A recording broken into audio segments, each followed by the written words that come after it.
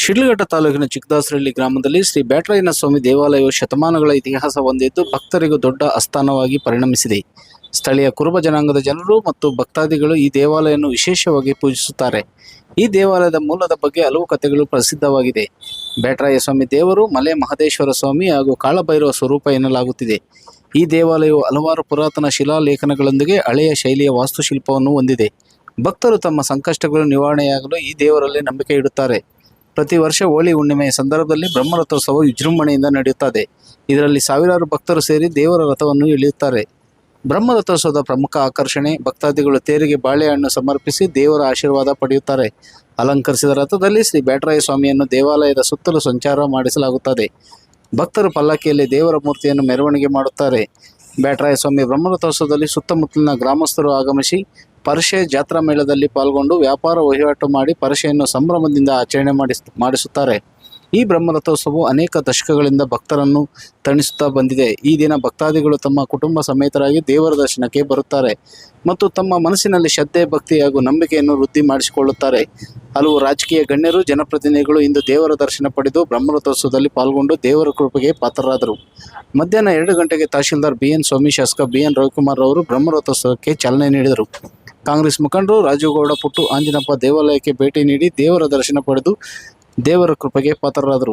ಹಲವು ಭಕ್ತಾದಿಗಳು ಅನ್ನದಾಸೋಹ ಕಾರ್ಯಕ್ರಮಗಳನ್ನು ಏರ್ಪಡಿಸಿ ಭಕ್ತಾದಿಗಳಿಗೆ ಪಾನಕ, ಮಜ್ಜಿಗೆ, ಹೆಸರುಬೇಳೆ ನೀಡಿ ದೇವರ ಕೃಪೆಗೆ ಪಾತ್ರರಾದರು. ಶ್ರೀ ಬ್ಯಾಟರಾಯ ಸ್ವಾಮಿ ಬ್ರಹ್ಮ ರಥೋತ್ಸವದ ವಿಶೇಷವಾಗಿ ತಾಲೂಕಿನಾದ್ಯಂತ ಎಲ್ಲ ಭಕ್ತಾದಿಗಳು ಸ್ವಾಮಿ ಬ್ಯಾಟರಾಯ ಸ್ವಾಮಿ ದೇವರ ಒಂದು ದರ್ಶನ ಮಾಡಿಕೊಂಡು ಕೃತಾರ್ಥರಾಗಿರ್ತಾರೆ. ಅದೇ ರೀತಿ ನಾವು ಪದ್ಮಶಾಲಿ ಸಂಘದ ವತಿಯಿಂದ ಈ ಬ್ಯಾಟರಾಯ ಸ್ವಾಮಿ ರಥೋತ್ಸವದ ಅಂಗವಾಗಿ ಧ್ವಜಾರೋಹಣ ಹಾಗೂ ಇಂದಿನ ಎಲ್ಲ ಪೂಜಾ ಕೈಂಕರ್ಯಗಳು, ದೇವರ ಅಲಂಕಾರ ಮತ್ತು ಇಲ್ಲಿ ಅನ್ನ ಸಂದರ್ಭವನ್ನು ನಾವು ಏರ್ಪಾಡು ಮಾಡಿರ್ತೇವೆ. ಎಲ್ಲ ಭಕ್ತಾದಿಗಳು ಭಗವಂತನ ದರ್ಶನ ಮಾಡಿಕೊಂಡು ಅವರ ಕೃಪೆಗೆ ಪಾತ್ರರಾಗಬೇಕಾಗಿ ಮೂಲಕ ಕೇಳ್ಕೊತಾ ಇದ್ದೀವಿ. ನಾರಾಯಣದಾಸರಹಳ್ಳಿ ಅವರಿಂದ ಸಂಪ್ರದಾಯದಂತೆ ಹಲವು ವರ್ಷಗಳಿಂದ ಉಟ್ಲು ಹೊಡೆಯುವ ಮೂಲಕ ಸಂಪ್ರದಾಯವನ್ನು ಆಚರಿಸಿಕೊಂಡು ಬಂದಿರುತ್ತಾರೆ. ಈ ಪರಶೆಯು ಈ ಜಾತ್ರಾ ಮಹೋತ್ಸವದಲ್ಲಿ ಅದ್ದೂರಿಯಾಗಿ ನಡೆದುಕೊಂಡು ಬಂದಿರುತ್ತದೆ. ವರದಿ ಗುರುಮಡಗು ಮೈತ್ರಿ ಲೋಕೇಶ್, ಕನ್ನಡ ಮೈತ್ರಿ ನ್ಯೂಸ್, ಶಿಡ್ಲಘಟ್ಟ.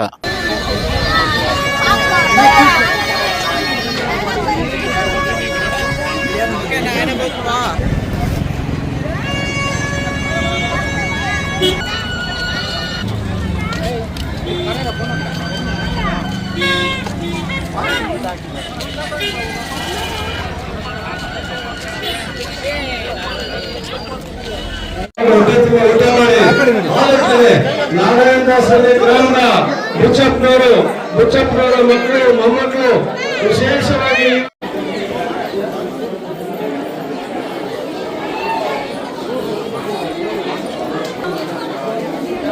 ಈ ಒಂದು ಬ್ರಹ್ಮರಥೋತ್ಸವಕ್ಕೆ ಆಗಮಿಸಿರ್ತಕ್ಕಂಥ ಎಲ್ಲ ಸದ್ಭಕ್ತ ಬಾಂಧವರೇ, ಈ ಒಂದು 93ನೇ ಬ್ರಹ್ಮರಥೋತ್ಸವವನ್ನು ತಾವೆಲ್ಲ ಅಕ್ಕ ತಂಗಿಯರು, ಅಣ್ಣ ತಮ್ಮಂದಿರು ಇವತ್ತಿನ ದಿವಸ ಬೆಳಗ್ಗೆ ಎದ್ದು ಸ್ನಾನ ಸಂಧ್ಯಾನಾದಿಗಳನ್ನು ಮಾಡ್ಕೊಂಡು ಮಡಿಯಿಂದ ಬಂದು ಸ್ವಾಮಿಯ ದರ್ಶನ ಮಾಡಿ ಬ್ರಹ್ಮರಥೋತ್ಸವವನ್ನು ವಿಶೇಷವಾಗಿ ನಡೆಸ್ಕೊಟ್ಟಿದ್ದೀರಿ.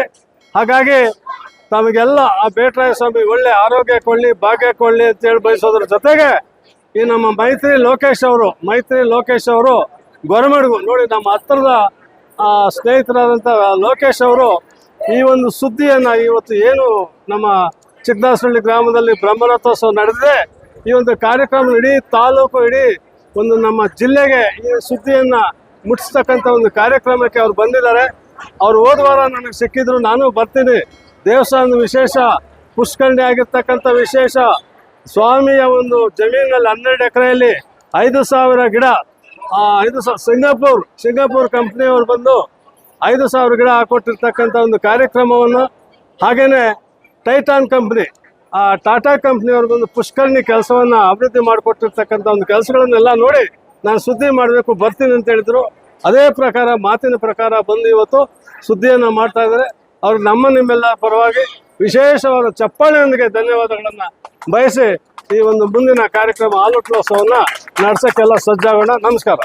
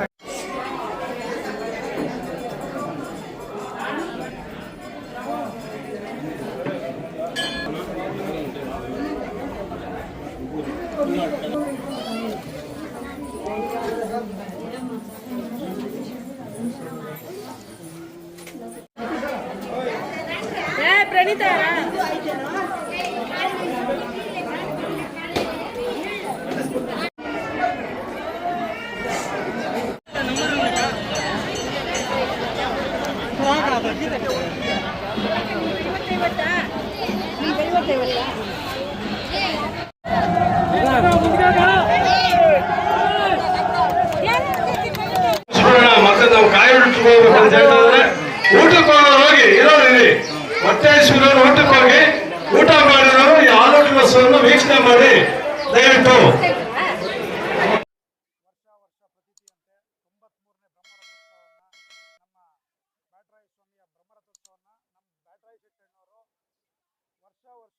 ವಿಜೃಂಭಣೆಯಿಂದ ಇಲ್ಲಿರುವಂಥ ಎಲ್ಲ ನಮ್ಮ ಮುಖಂಡರುಗಳನ್ನ ಒಂದು ಇದರಲ್ಲಿ ತಗೊಂಡು ತುಂಬ ಅದ್ದೂರಿಯಾಗಿ ಸುಮಾರು ಈಗಾಗಲೇ ಒಂದು 6,000 ಜನ ಸೇರಿದ್ದಾರೆ ಅಂತ ಹೇಳ್ತಿದ್ರು.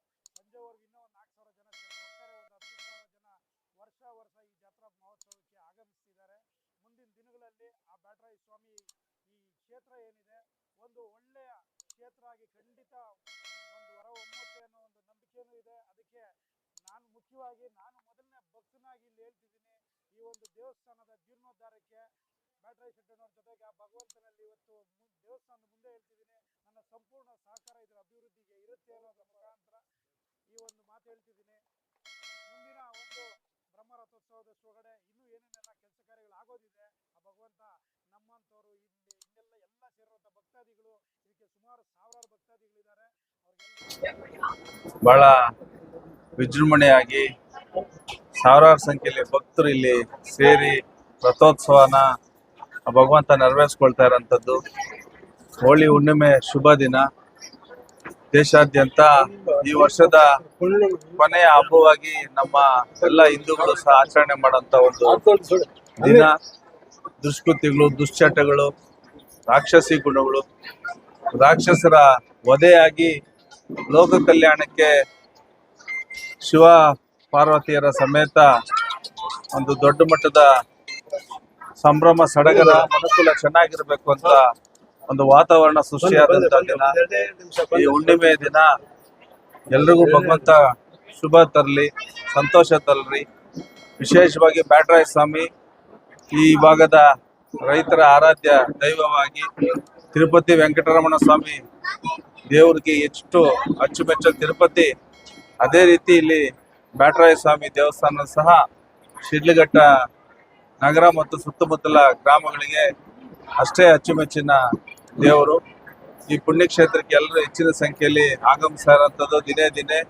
ಇಲ್ಲೂ ಸಹ ಈ ಧಾರ್ಮಿಕ ಕ್ಷೇತ್ರ ಹೆಚ್ಚಾಗಿ ಪ್ರಸಿದ್ಧಿ ಹೊಂದಿ ಅಭಿವೃದ್ಧಿ ಹೊಂದ್ತಾ ಇರೋಂಥದ್ದು ಸಹ ನಾವು ನೋಡ್ತಾ ಇದ್ದೀವಿ.